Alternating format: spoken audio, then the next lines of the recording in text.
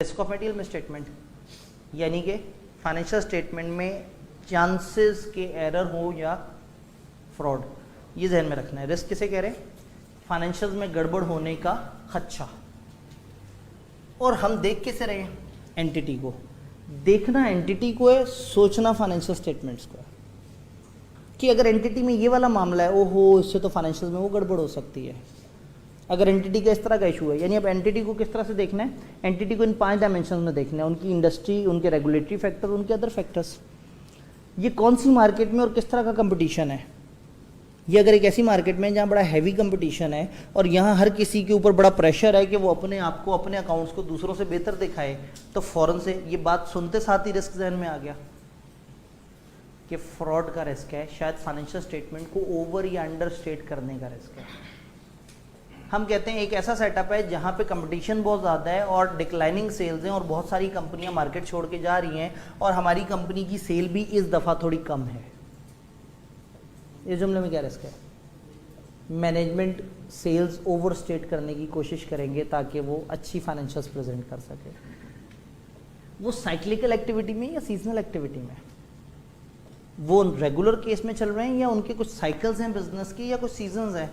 अब अगेन हो सकता है फाइनेंशियल स्टेटमेंट्स जिस क्लाइंट की दी हुई है, आपको पेपर में दिया हुआ हो कि जी एक कंपनी है वो लेदर की जैकेटें बनाने का काम करते हैं और दिसंबर और जनवरी उनकी बहुत अच्छी सेल्स होती हैं और पूरे पाकिस्तान के आउटलेट्स पे वो चीज़ें बेचते रहते हैं और उसके बाद उसको स्टॉक में डाल देते हैं। उन्होंने बताया अपने बिजनेस की नेचर। आपको क्या रिस्क नज़र आ रहा है? अकाउंटेंट बन के सोचें कहाँ गड़बड़ हो सकती है। सेल्स की रिकॉर्डिंग आगे पीछे हो सकती है, शायद गर्मी के मौसम में खामखा की सेल रिकॉर्ड हुई भी हो,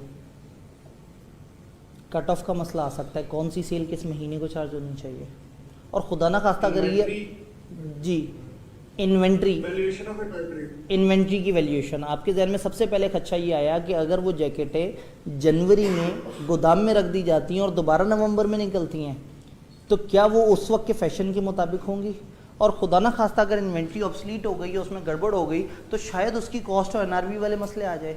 अब सवाल ने आपको नहीं बताया कि मसला इन्वेंट्री का है, सवाल ने कहा ये जैकेटें बेचते हैं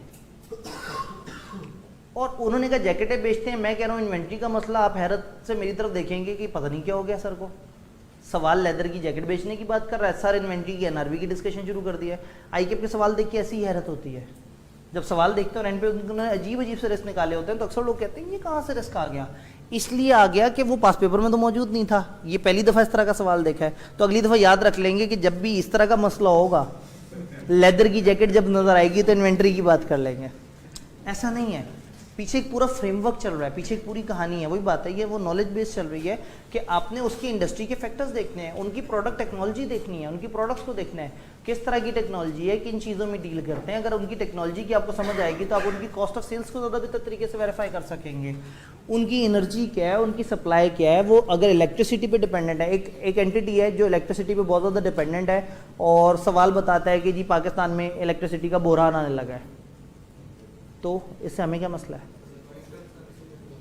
अगर इलेक्ट्रिसिटी का बहरान आने लगा है तो शायद ये इलेक्ट्रिसिटी की डिमांड नहीं मीट कर सकेंगे तो इनको अल्टरनेट सोर्स की तरफ जाना पड़ेगा, और अगर नहीं जाएंगे तो शायद एंटिटी की गोइंग कंसर्न के ऊपर भी बात आ सकती है। अगेन हो सकता है बहुत सारे ऑल अल्टरनेट्स भी हों, लेकिन जहन थोड़ा सा काम करना शुरू हो जाता है। तो हमें एंटिटी को देखना है कि एंटिटी और एंटिटी की इर्द गिर्द की इन्वायरमेंट क्या है, एंटिटी कौन सी इंडस्ट्री में ऑपरेट करती है, उसके ऊपर रूल्स एंड रेगुलेशंस क्या हैं, उसके ऊपर इंडस्ट्री स्पेसिफिक रिक्वायरमेंट्स क्या हैं। फॉर एग्जांपल बैंकिंग सेक्टर है, बैंकिंग सेक्टर के ऊपर अपने प्रूडेंशियल्स अप्लाई कर रहे हैं। जैसी बैंकिंग सेक्टर की बात आई और मुझे पता लगा कि उसके ऊपर स्टेट बैंक के प्रूडेंशियल्स काम करते हैं, तो अब शायद बैंकिंग कंपनीज की अकाउंट्स में मौजूद प्रोविजन की कैलकुलेशन तक सब्जेक्ट टू रिस्क है अगर उन्होंने प्रूडेंशियल्स को फॉलो नहीं किया तो शायद वहाँ एनपीएल्स के ऊपर जो डिस्कशन है वो बड़ी अजीब सी हो जाएगी अगर उन्होंने इंडस्ट्री को नहीं फॉलो किया। मैं जिस कंपनी को ऑडिट करने जा रहा हूँ वो कौन सी इंडस्ट्री में ऑपरेट करती है, उसका कौन सा रेगुलेशन है, इवन उसके ऊपर टैक्सेशन किस तरह की है। ये एंटिटी एनटीआर में आती है, एफटीआर में आती है। ऑब्वियसली एनटीआर में आती है तो अलग तरह के रिस्क है। एनटीआर में आते हैं तो कोशिश करेंगे प्रॉफिट कम करें, अगर एफटीआर में आते हैं तो कोशिश करेंगे, क्या कोशिश करेंगे? रेवेन्यू को कम करें। और अगर इनकी दो प्रोडक्ट हैं, कुछ एफटीआर में और कुछ एनटीआर में, तो कोशिश करेंगे कि एफटीआर पे तो रेवेन्यू पे टैक्स हो गया, उसके खर्चे तो बेकार चले जाते हैं, तो कोशिश करेंगे एफटीआर वाला टैक्स उठा के एनटीआर में डाल दें। तो अगर सवाल आपको इन्फॉर्मेशन दे कि कंपनी है उसकी दो अलग अलग तरह की प्रोडक्ट्स हैं, एक एनटीआर में आती है एक एफटीआर में आती है, दो अलग अलग डिविजन्स हैं, एक एनटीआर में आता है एक एफटीआर में आता है, तो फौरन से आप कहेंगे कि यहाँ पे कुछ इश्यूज क्लासिफिकेशन से रिलेटेड।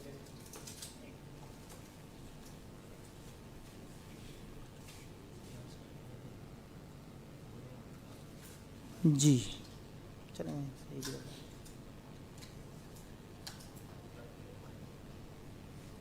नहीं जी,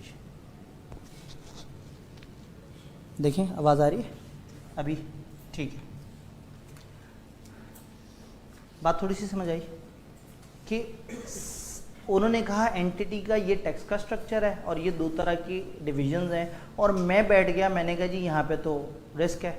क्या रिस्क है कि फाइनेंशियल स्टेटमेंट्स के अंदर जो कॉस्ट ऑफ गुड्स सोल्ड है उसकी क्लासिफिकेशन में मसला हो सकता है, उसकी कैटेगरीज गलत हो सकती हैं, उसमें एक्सपेंसेस की एलोकेशन गलत हो सकती हैं।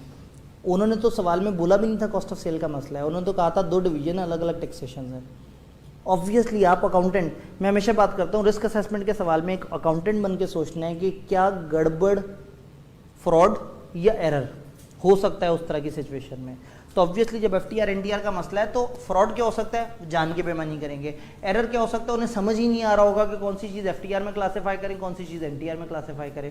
तो अगेन उनकी इंडस्ट्री और उनका ये सारा कुछ समझना ज़रूरी है, उनके अदर फैक्टर्स देखना ज़रूरी है। जनरल इकोनॉमिक कंडीशंस क्या हैं, ओवरऑल अगर इकोनॉमिक्स जो है वो अच्छी नहीं है, इंडस्ट्री श्रिंक कर रही है, कंपनी अपने प्लांट्स बंद करने के बारे में सोच रही है, अल्टरनेट सोर्सेज की तरफ जाने के बारे में सोच रही है, तो उसके अंदर भी बहुत सारे ऑडिट रिस्क हो सकते हैं।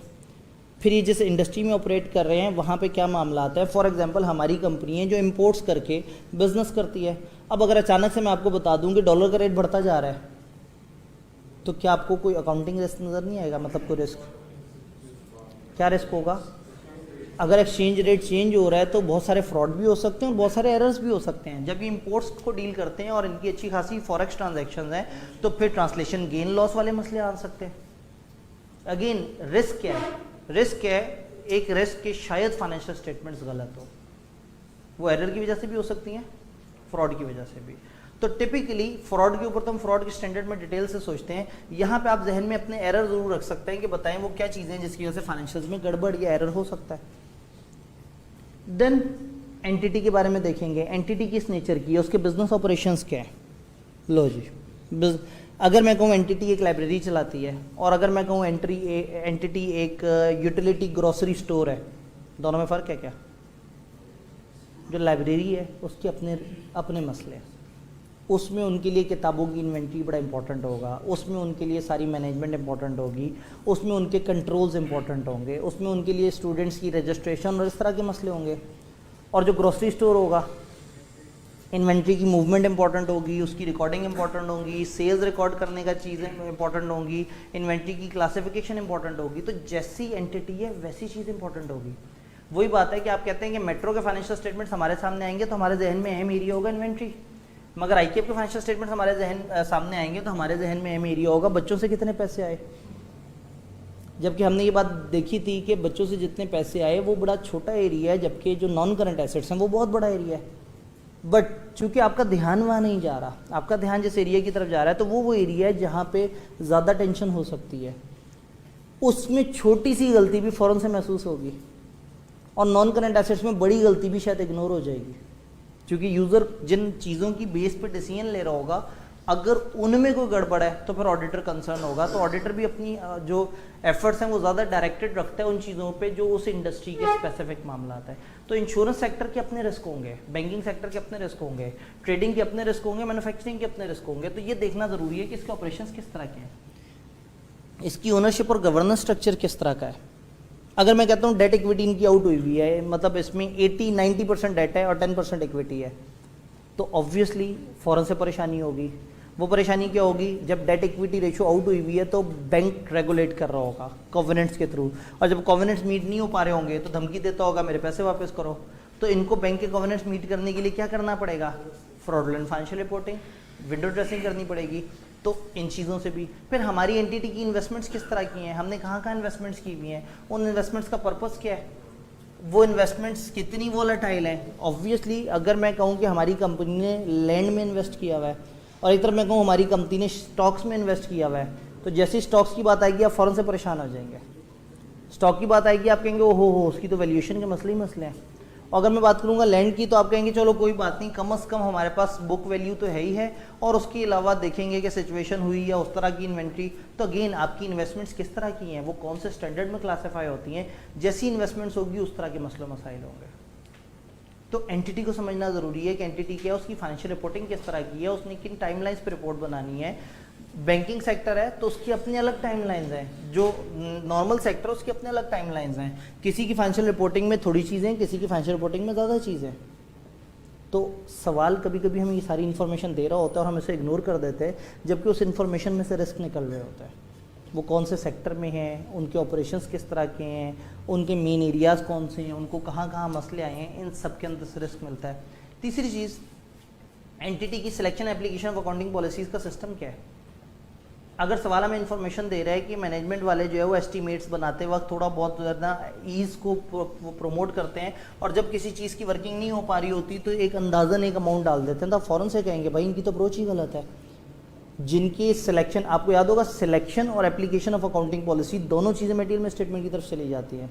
तो एंटिटी की selection application of accounting policies का सिस्टम क्या है, इनका डिपार्टमेंट कैसे काम करता है, ये किन बेसिस पे पॉलिसी सिलेक्ट करते हैं और पॉलिसी को अप्लाई करते हुए किस तरह की चीज़ें देखते हैं, इनके पास कितनी गाइडेंसेज अवेलेबल हैं, क्या एम्प्लॉयज़ बैठ के खुद से डिसाइड करते हैं या एक बड़े लेवल की मीटिंग होती है जिसमें एक नई पॉलिसी की इम्प्लीमेंटेशन के ऊपर जिक्र होता है।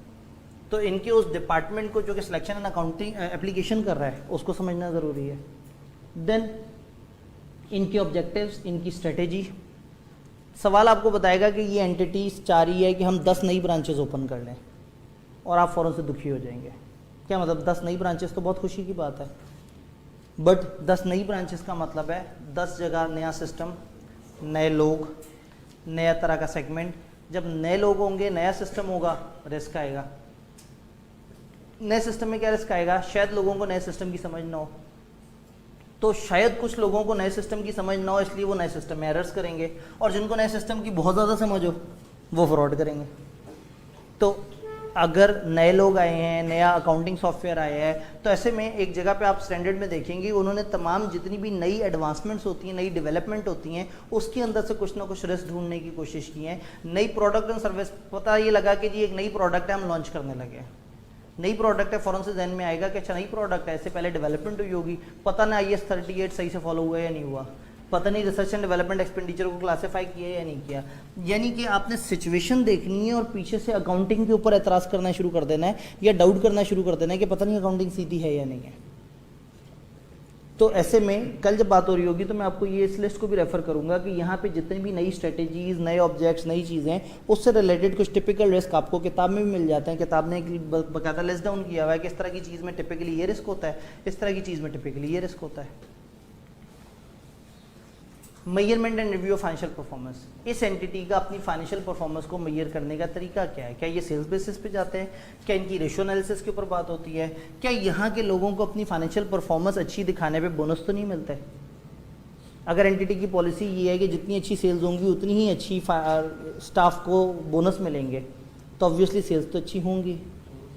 सेल अच्छी हो या ना हो, अकाउंट्स में सेल्स बहुत अच्छी होंगी, क्योंकि स्टाफ की evaluation on the basis of वो सेल्स हो रही है जो फाइनेंशियल स्टेटमेंट्स में दिखा रहे हैं। तो ऐसे में ये जानना ज़रूरी है कि ये अपने फाइनेंशियल परफॉर्मेंस को मेजर कैसे करते हैं, ये फाइनेंशियल परफॉर्मेंस को रिव्यू कैसे करते हैं, ये लोग अपने आप को किस तरह से डिस्प्ले करते हैं, ये ब्रांच लेवल पे चीज़ों को लेके चल रहे होते हैं कंसोलिडेटेड, या एम्प्लॉयज़ की परफॉर्मेंस के पैरामीटर्स के हैं। तो जब एंटिटी के बारे में आपको ये सारी इन्फॉर्मेशन मिलेंगी तो शायद एक सवाल में दी गई इन्फॉर्मेशन में से 3-4 ऐसे रिस्क आप निकाल लें जो आपकी नज़र में रिस्क हो ही ना। कहानी ये होती है कि आपने बिजनेस ढूंढना होता है। फॉर एग्जांपल एक कंपनी, मैं आपको बताऊं कि जी ये कंपनी है, ये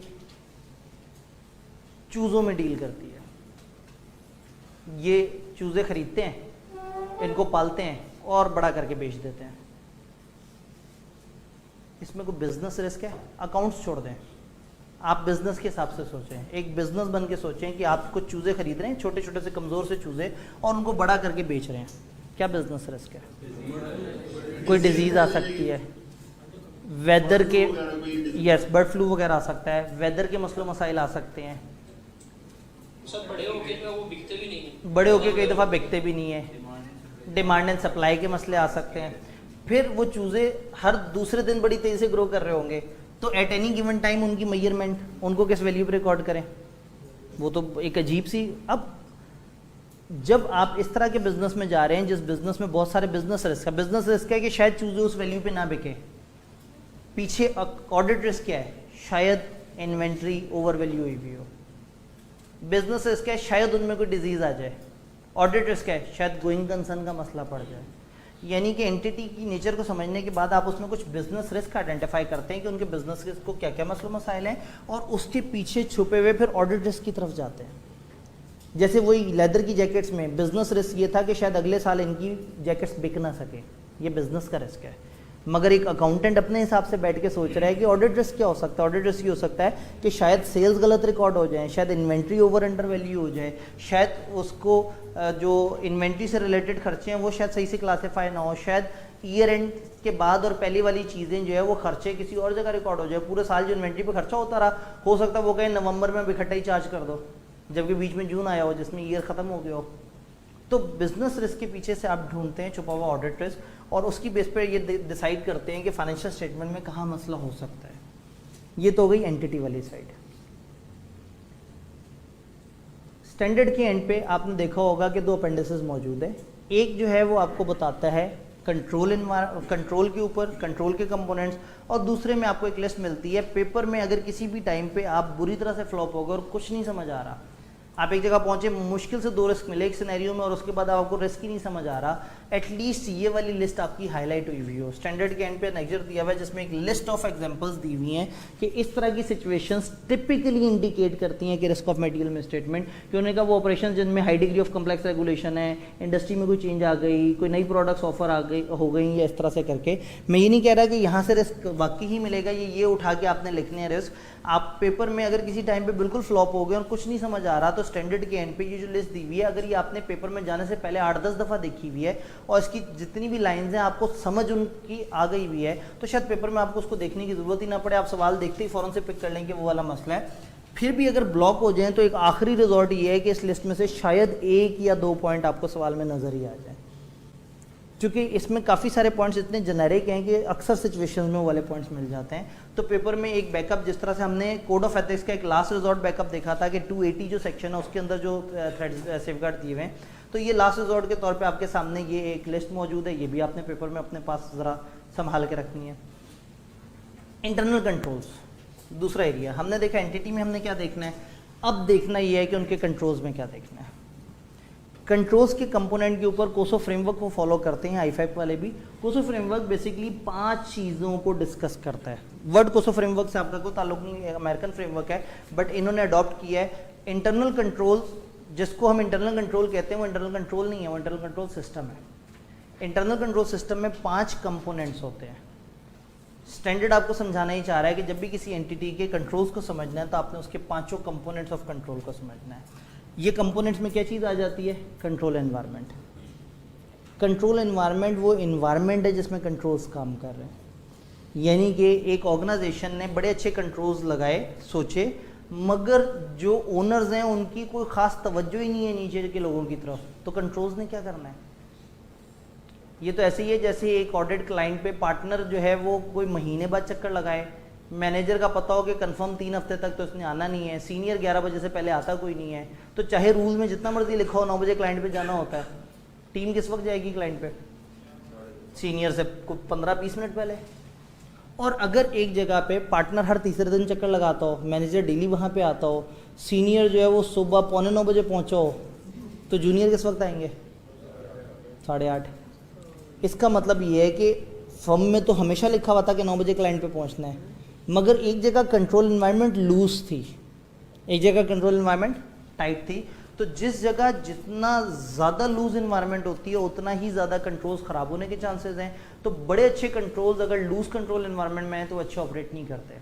तो अगर एक क्लोजली हेल्ड एंटिटी हो जिसके अंदर 2-3 मेन करता धरते हैं, वही हर वक्त बैठे हुए हैं, चीज़ों को देख रहे हैं, तो ऐसी एंटिटी के अंदर चांसेस हैं कि कंट्रोल्स अप्लाई भी अच्छे होंगे क्योंकि उसके ऊपर गवर्नेंस अच्छी है। और जिस एंटिटी में आपको बताया जाएगा कि उनका बड़ा अजीब सा स्ट्रक्चर है, वो लिस्टेड कंपनी है, उसके डायरेक्टर्स बड़े दूर दूर बैठते हैं, कभी कभी इकट्ठे होते हैं तो उनके अपने अपने इंटरेस्ट होते हैं। आप इसमें से ऑडिट रिस्क ढूंढेंगे, इसमें से कहाँ से मिल जाना ऑडिट रिस्क, कंपनी के डायरेक्टर्स कभी कभी आपस में मिलते हैं, इसमें क्या ऑडिट रिस्क? जब वो बहुत ज़्यादा एक दूसरे के साथ नहीं बैठते तो इसका मतलब है उनकी गवर्नेंस भी बहुत अच्छी नहीं है। जब उनकी गवर्नेंस अच्छी नहीं है तो this gives an opportunity to the top management जो कि अकाउंट्स वगैरह को डील कर रही है कि उसमें बहुत सारी फ्रॉड एंड फाइनेंशियल रिपोर्टिंग कर सकते हैं, यानी कि ये एक अपॉर्चुनिटी है कि वो फ्रॉड कर सकें। इसके अंदर जब उनकी अच्छी गवर्नेंस नहीं होगी तो बहुत सारे एरर्स ओवरलुक हो जाएंगे। तो ऐसे में ये जानना बड़ा ज़रूरी है कि एंटिटी की कंट्रोल एनवायरनमेंट किस तरह की है, उनकी पार्टिसिपेशन कितनी है, वो इन्वॉल्व कितने हैं, वो चीज़ों को देख कितना रहे हैं। तो जिस जगह दो शावत गवर्नेंस सर पे बैठे हुए हों वहाँ पे चीज़ें काफ़ी टाइट तरीके से चलती हैं, और जहाँ दो शावत गवर्नेंस की ज़्यादा इन्वॉल्वमेंट ना हो ऑब्वियसली वहाँ पे चीज़ें लूज़ कर जाती हैं। तो हो सकता है सवाल आपको हिंट दे और आपको बताया कि 3 लोगों की पार्टनरशिप है जिसका आप ऑडिट करने गए हैं और उसमें उन लोगों की यही इन्वॉल्वमेंट है, तो शायद आप वहाँ पर कहें कि उनकी इस इन्वॉल्वमेंट की वजह से कंट्रोल वीक होंगे, और ऑब्वियसली जब कंट्रोल वीक होंगे तो ऑटोमेटिकली एक रिस्क ऑफ मटेरियल मिसस्टेटमेंट बढ़ जाएगा। तो कंट्रोल की वीकनेस को भी आप रिस्क के साथ रिलेट कर सकते हैं। देन एंटिटी का अपना रिस्क असेसमेंट प्रोसेस, हर एंटिटी के अंदर एक रिस्क असेसमेंट प्रोसेस होना चाहिए। एक ऑडिटर इतनी दूर से आता है, समझता भी नहीं होता एंटिटी को, महीने डेढ़ के अंदर एंटिटी को समझ भी लेता है, उसके बड़े बड़े रिस्क भी आइडेंटिफाई कर लेता है और उसमें से इतने सारे एरर और फ्रॉड भी ढूंढ लेता है। तो कितना ही अच्छा हो कि एंटिटी की अपने अंदर एक ऐसा डिपार्टमेंट हो जो हर नए से नए आने वाले रिस्क को असेस करता हो, उसके मुताबिक कुछ अच्छे अच्छे कंट्रोल सजेस्ट करता हो। तो वो डिपार्टमेंट जो अच्छे कंट्रोल सजेस्ट करता है दैट इज रिस्क असेसमेंट। तो हो सकता है सवाल हमें बताएगी कि एंटिटी है जिसके अंदर रिस्क असेसमेंट का कोई अपना मैकेनिज्म नहीं है, तो आप फ़ौरन से कहेंगे कि इसका मतलब है वहाँ कंट्रोल्स बुरी तरह से वायलेट हो रहे होंगे और शायद अच्छे कंट्रोल्स मौजूद नहीं होंगे, जिसकी वजह से फाइनेंशियल स्टेटमेंट पे ओवरऑल लेवल का रिस्क बढ़ जाएगा, पूरी फाइनेंशियल्स में खतरा बढ़ जाएगा। तो रिस्क असेसमेंट डिपार्टमेंट अगर तो उनका एक रिस्क असेसमेंट प्रोसेस है तो आप देखेंगे कि क्या वो रिस्क आइडेंटिफाई कर रहा है, और अगर आपने कोई रिस्क आइडेंटिफाई किए हैं तो क्या उन्होंने उसको आइडेंटिफाई करके उसके ऊपर कोई वर्किंग की है। और अगर उनका ऐसा कोई प्रोसेस नहीं है, एडहॉक बेसिस पे चल रहा है, तो ऐसे में आप उनसे ज़रूर ही जानना चाहेंगे कि भाई आप कैसे इंश्योर करते हैं कि आपकी एंटिटी सही डायरेक्शन में चल रही है या नहीं चल रही। इसी तरह की बात हम गोइंग कंसर्न में तकरीबन सेम टोन में कर रहे होते हैं। यहाँ तक बात समझ आई। इंफॉर्मेशन सिस्टम, उनका इंफॉर्मेशन सिस्टम कैसा है। अब हो सकता है सवाल आपको हिंट दे कि इस दफ़ा एक नया सॉफ्टवेयर लगा है, यह सवाल आपको बताए कि जी इस दौरान एक नया सॉफ्टवेयर लगा, उस नए सॉफ्टवेयर पे सारी चीज़ें शिफ्ट हुई, पैरेलल रन चला, कुछ अरसे तक चला और उसके बाद नए सॉफ्टवेयर पे शिफ्ट हो गए और अब आपको कोई मसला नहीं। स्टिल आपको मसला है। आपको मसला ये है कि नए सिस्टम में आईटी कितनी है और आईटी कितनी नहीं है। नए सिस्टम का जो पैरेलल रन है वो तो अपनी जगह, नए सिस्टम की टेस्टिंग हुई थी या नहीं हुई थी, नए सिस्टम में जनरल एप्लीकेशन कंट्रोल्स किस तरह के हैं। तो आपका जो इन्फॉर्मेशन सिस्टम है अगर वो मैनुअल है तो उसके अपने रिस्क है। जो मैनुअल सिस्टम है उसके अंदर एरर और फ्रॉड अक्सर हो जाते हैं, कई दफ़ा चीज़ें जो है उनकी सपोर्टिव नहीं मिलती। और अगर ये कंप्यूटर बेस्ड इंफॉर्मेशन सिस्टम है उसमें ऑटोमेटेड ट्रांजेक्शन्स हो रही होंगी, उसमें चीज़ें खुद ब खुद एग्जीक्यूट हो रही होंगी। तो जिस तरह का इंफॉर्मेशन सिस्टम होता है उस तरह के रिस्क होते हैं। सवाल अगर आपको बताए कि इनका एक बड़ा अच्छा तगड़ा सॉफ्टवेयर है जिसके अंदर बड़े अच्छे कंट्रोल्स इनबिल्ट हैं, तो आप वहाँ पे थोड़ा सा कंफर्ट जोन में आ जाएंगे। और जहाँ इनके एक ख़राब सॉफ्टवेयर हो या इनका इंफॉर्मेशन सिस्टम थोड़ा फिजिकल तरीके से चल रहा हो तो वहाँ शायद आप ज़्यादा बेहतर तरीके से चीज़ों को नहीं देख सकेंगे जहाँ पे प्रॉब्लम्स हैं। तो इंफॉर्मेशन सिस्टम फिजिकल भी हो सकता है, कंप्यूटर बेस्ड भी हो सकता है। अगर कंप्यूटर बेस्ड हुआ और आईटी हुई तो आईटी के अपने रिस्क हैं। स्टैंडर्ड एक स्पेसिफिक तरीके से आईटी बेस्ड जो इंफॉर्मेशन सिस्टम है उसके रिस्क बताते हैं और उसके अंदर फिर ऑडिटर जो है थोड़ा ज़्यादा अलर्ट रहता है जब आईटी इन्वॉल्व होती है। उसका भी तस्करा आगे चल के आएगा। कंट्रोल्स की मॉनिटरिंग में आ जाता है आपका इंटरनल ऑडिट फंक्शन। एक प्रॉपर मॉनिटरिंग का फंक्शन एंटिटी में मौजूद है या नहीं है। अगर मौजूद नहीं है तो इसका मतलब है कि इनके कंट्रोल जितने मर्जी अच्छे हों अच्छे तरीके से काम नहीं करेंगे, क्योंकि अगर एक मॉनिटरिंग ही मौजूद नहीं है तो जब मॉनिटर नहीं करेंगे तो ऐसे में कंट्रोल्स में इंप्रूवमेंट की कोई गुंजाइश नहीं होगी। और शायद पिछली दफ़ा जो आप इनको कंट्रोल वीकनेसेस बता के गए शायद इस दफ़ा भी उसके ऊपर कोई काम ना हुआ हो। तो अगेन ओवरऑल कंट्रोल के ऊपर जब आप बात करते हैं तो फिर जो उसमें मेन चीज़ है कंट्रोल एक्टिविटीज़, ये वो कंट्रोल्स हैं जिनको हम हमेशा कंट्रोल कहते थे। तो कंट्रोल सिस्टम में 5 चीज़ें हैं। ओवरऑल एनवायरनमेंट कैसी है, रिस्क असेसमेंट का प्रोसीजर है या नहीं है, मॉनिटरिंग बेहतर है या नहीं है, कंट्रोल एक्टिविटी सही से काम कर रही हैं या नहीं कर रही, और इनका इन्फॉर्मेशन सिस्टम कितना तगड़ा है। शायद इन 5 एलिमेंट में से 2 ऐसे एलिमेंट्स हैं जो आपको पेपर में आइडेंटिफाई हो और आप उसमें से रिस्क निकालें। आप कहेंगे यहाँ पे एक रिस्क है, यहाँ इनकी कंट्रोल एनवायरनमेंट वीक लग रही है, यहाँ गड़बड़ हो सकती है। इस जगह इनके इन्फॉर्मेशन सिस्टम में अभी भी नया सिस्टम इम्प्लीमेंट हुआ है, शायद इस लेवल पे ये मसला आ जाए। कंट्रोल्स शायद रिस्क असेसमेंट के लिए इतने इंपॉर्टेंट नहीं है, लेकिन आई कैप का कोई पता नहीं कि कभी भी अचानक से सिचुएशन देख के कहे बताओ इसमें क्या क्या कंट्रोल्स मिसिंग नज़र आ रहे हैं। एक आध दफ़ा उन्होंने सवाल में कंट्रोल्स के ऊपर भी अचानक से पूछ लिया, जस्ट एवं ही थोड़ा सा शुगर लगाने के लिए कि देखें तो सही लोगों को याद भी है कंट्रोल्स वाली बातें या नहीं। और सीए फाइनल का स्टूडेंट तो वो कैफ वाली बातें तो भूल के बैठा हुआ है।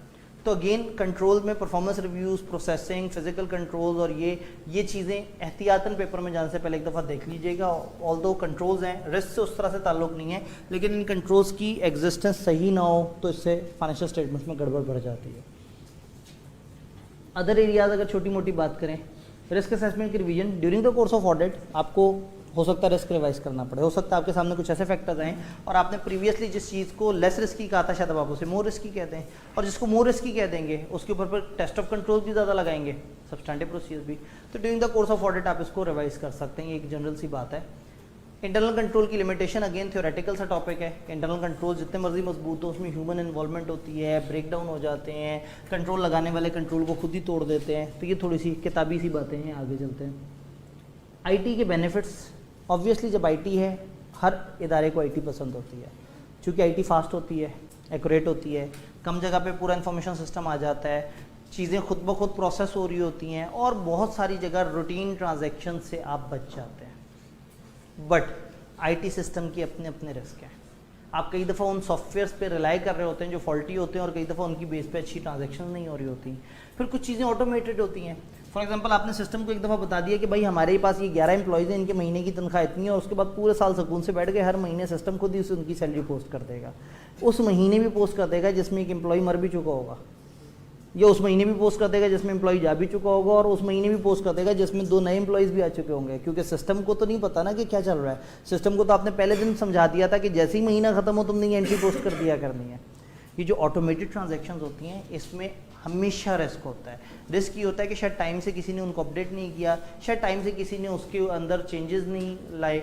इसी तरह से आपकी अनऑथराइज चेंजेस सिस्टम में, अनऑथराइज एक्सेस सिस्टम के अंदर मुख्तलिफ लेवल की वो चीज़ें जो कि आपके फाइनेंशियल्स के अंदर मसलो मसाइल कर सकते हैं। तो आईटी के अपने स्पेसिफिक रिस्क हैं। अगर पेपर में एक सवाल है और सवाल में आपको फील हो कि वो एंटिटी बहुत ज़्यादा आईटी फोकस्ड है, बहुत ज़्यादा ऑटोमेशन का जिक्र है, तो इट इज़ हाईली रिकमेंडेड कि आपने इसमें स्टैंडर्ड में इस जगह पे आना है। मैं इन सारे पैराग्राफ का रेफरेंस आपको कल सेशन में दे रहूँगा, वो एक लिस्ट बनी हुई होगी कि आपने सवाल को किस तरह से करना है। तो आईटी रिलेटेड रिस्क आपको बड़े आराम से यहाँ से मिल सकते हैं। तो अगर आईटी स्पेसिफिक बहुत ज़्यादा बात हो रही है तो स्टैंडर्ड आपको थोड़ा सा हेल्प कर सकता है ओपन बुक एग्जाम में। सिग्निफिकेंट नॉन रूटीन ट्रांजैक्शन या जजमेंटल मैटर्स में रिस्क होता है। वो ट्रांजैक्शन जो नॉन रूटीन है, जब वो ट्रांजैक्शन एग्जीक्यूट होती हैं तो कई दफ़ा वो प्रोसेस रूटीन ट्रांजैक्शंस की तरह हो जाती हैं। यानी रूटीन ये है कि हर महीने जो है वो सबको एक सैलरी उनके अकाउंट में जानी है। अब किसी महीने अचानक से बॉस ने एक बोनस अनाउंस किया, उसने कहा जी 40% ऑफ आ सैलरी इस महीने मेरी तरफ से सबको ट्रांसफ़र हो जाए। बट ये नॉन रूटीन ट्रांजैक्शन है। जब नॉन रूटीन ट्रांजैक्शन है तो इसको अलग से प्रोसेस करना होगा, इस पर जजमेंट होगी। जो रूटीन ट्रांजैक्शन नहीं होती वो भी कई दफ़ा रूटीन की तरह प्रोसेस हो जाती है। तो अगर आपने किसी को out of the way discount दिया है तो आपके सिस्टम के लोग तो यूज टू हुए हैं, फलाना डेबिट कर दो, फलाना क्रेडिट कर दो, उन्होंने उससे ज़्यादा सोचना ही नहीं है कि भाई इसमें कोई स्पेशल फेवर थी, इसमें कोई स्पेशल ट्रीटमेंट था, इसमें आपने 2 नहीं 3 हेड्स को इन्वॉल्व करना था।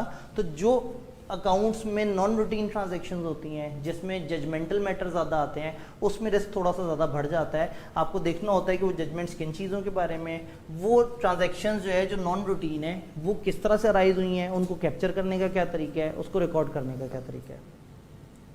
अगेन एक दफ़ा जो है वो मैं बड़ा दुखी सा हो गया कि एक स्टूडेंट ने कहा सर एक अजीब सा सवाल आ गया था, आप एवं ही कहते हैं ओपन बुक। सवाल ये था कि कभी कभी नॉन रूटीन ट्रांजैक्शंस जो होती हैं वो मौजूद होती हैं, उसमें रिस्क होता है। अब इंतहाई मज़े की बात है कि 7 नंबर का सवाल था और टोटल छापा सवाल था, मगर उसके लिए जिसको पता हो कि ये नॉन रूटीन ट्रांजैक्शन का जिक्र कौन से स्टैंडर्ड में, ये थोड़ा सा मसला है और ये बड़ा गहरा मसला है। हम ऑडिट को जनरलाइज अटेम्प्ट कर रहे हैं। मैं बार बार कह रहा हूँ कि ज़रा सुने सही वो गरीब क्या कह के गया, वो मतलब डायरेक्टर एग्जामिनेशन आपको बार बार मतलब वही बात है कि वो मुसलसल कह रहे हैं कि यार सुनो तो सही, और प्रॉब्लम वही है कि हम उन्हें नहीं सुन रहे, उनसे नहीं पूछ रहे हमारे मसले क्या हैं, हम उनसे पूछ रहे हैं जिनको नहीं पता हमारे मसले क्या हैं, क्योंकि उनको तो पता है आपने क्या किया पेपर में। उनसे पूछेंगे तो वो तो बेइज्जत करेंगे। हमें तो आप बता देंगे सर मैं बहुत अच्छा स्टूडेंट हूँ, मैं तो पेपर बड़ा अच्छा करके आता हूँ, आई कैप हमेशा 21 नंबर दे देता है। तो मैं तो वाकई दुख का इजहार करूंगा कि अगर आप इतने अच्छे आदमी हैं तो पता नहीं आई कि आप आपके साथ क्यों ऐसा कर रहा है। तो ये देखना ज़रूरी है। तो उन्होंने कहा है कि ऑडिट के कॉमन स्टूडेंट्स का जो एटीट्यूड है वो जनरल है। मैं बार बार ये बात कर रहा हूँ कि इसमें पीछे से हमारी बेस मिसिंग है और हम खुद ही से जनरल आंसर देने की कोशिश कर रहे हैं। ये अप्रोच अच्छी नहीं है, मगर ये अप्रोच भी अच्छी नहीं है कि बस हम पूरी किताब पढ़ के चले जाएंगे, देखी जाएगी। नहीं, एक अच्छी राइटिंग प्रैक्टिस होनी चाहिए।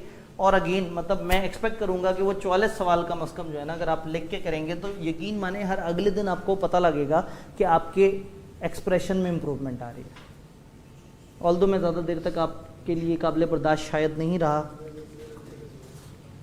डॉक्यूमेंटेशन तो आपको पता है कि आपने थ्रू आउट जो है वो जितने भी आपके सामने इश्यूज़ आए, जिन जिन चीज़ों को आपने रिस्क के तौर पर रिकॉर्ड किया, उसको आपने डॉक्यूमेंट करना है कि ये एरियाज़ हैं रिस्की। और रिस्क के ऊपर फिर जब आपने रिस्पॉन्स देना होता है तो इसमें 330 स्टैंडर्ड आता है जो आपको टेस्ट ऑफ कंट्रोल और सब्सटेंटिव प्रोसीजर्स की बात बताता है।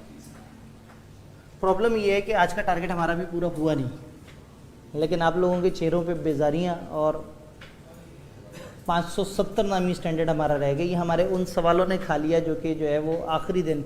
तो ठीक है, कोई बात नहीं, अब कल पढ़ाई हमारे सवालों का टाइम खा जाएगी।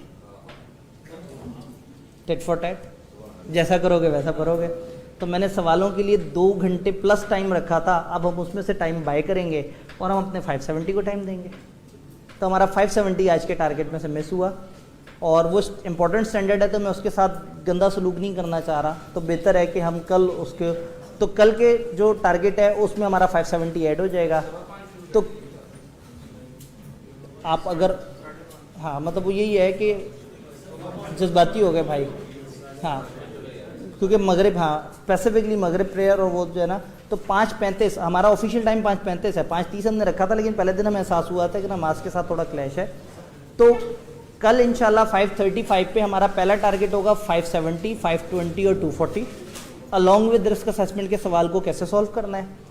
दूसरे सेशन का टारगेट होगा अश्योरेंस एंगेजमेंट्स क्या होती हैं, अश्योरेंस का फ्रेमवर्क क्या है, और हमारे सिलेबस में जो अदर स्टैंडर्ड्स हैं वो कौन कौन से हैं, उनका सब्जेक्ट मैटर क्या है, उसमें से काम की चीज़ें क्या हैं और आपको उनके दरमियान क्या क्या चीज़ें डिफरेंसेस पता होने चाहिए। और फिर तीसरे सेशन का हमारा टारगेट है कि मॉक क्यों इंपॉर्टेंट है, किस तरह से देना चाहिए, पेपर को अटेम्प्ट करते हुए क्या चीज़ें देखनी है, और वो सवाल जवाब जो हमने दूसरे सेशन के मिड से शुरू करने थे, अब शायद वो वाकई तीसरे सेशन पे चले जाएँ। तो इंशाल्लाह ताला कल मिलते हैं 5:35 पे। जी 560 काश बहुत ज़्यादा टाइम होता। वो पैरा 12 और 13, पैरा 12 और 13 में